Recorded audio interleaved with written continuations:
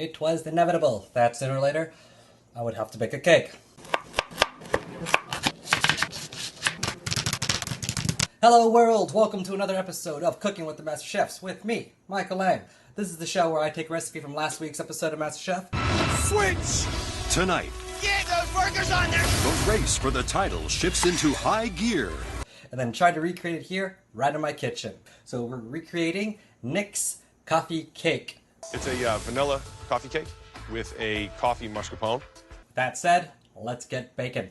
Alright, so here's everything you're going to need to make this coffee flavored cake. You need flour, sugar, milk, butter, eggs, baking powder, vanilla, and some coffee. What I did here, I got some instant espresso and then just poured a bunch of it into just a little bit of water. So I have no idea how strong this is, so I'm going to be adding this very slowly.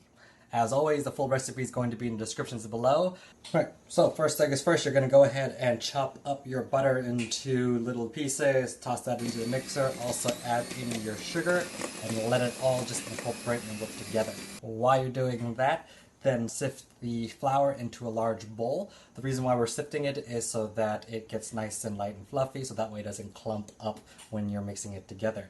Go ahead and add the baking powder with your flour mixture as well. Alright, once the butter and the sugars are all mixed together, go ahead and then just add in your eggs. One at a time, let it fully incorporate before you add in the next one. You're also going to go ahead and add in your vanilla, and as I'm going to do, also add in your coffee.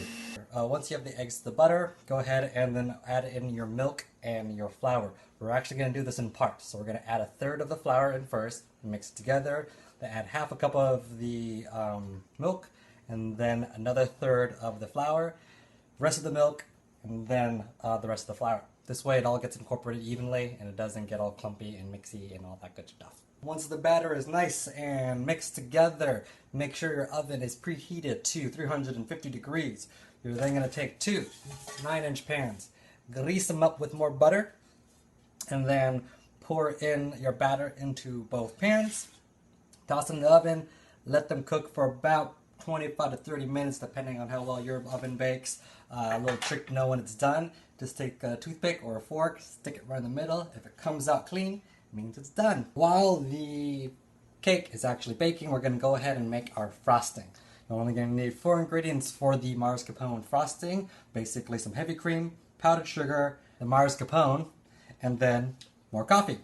Pretty much all you gotta do is put it all into the mixer and then just mix it up until it's nice and creamy and the texture that you want it to. Then we're just gonna toss that in the fridge for a little bit while we wait for the cake to bake, and then once it's all done, we'll pull out the frosting and then frost the cake, and then that'll be that.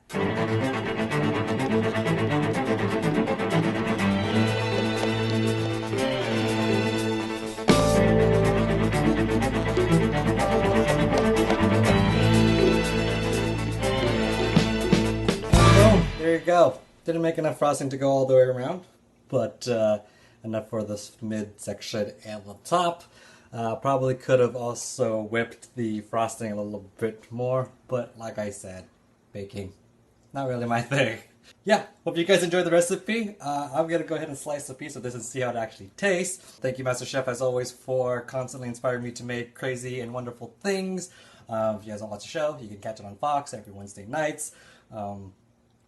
Yeah, that's pretty much it. So, like, subscribe, do what you will.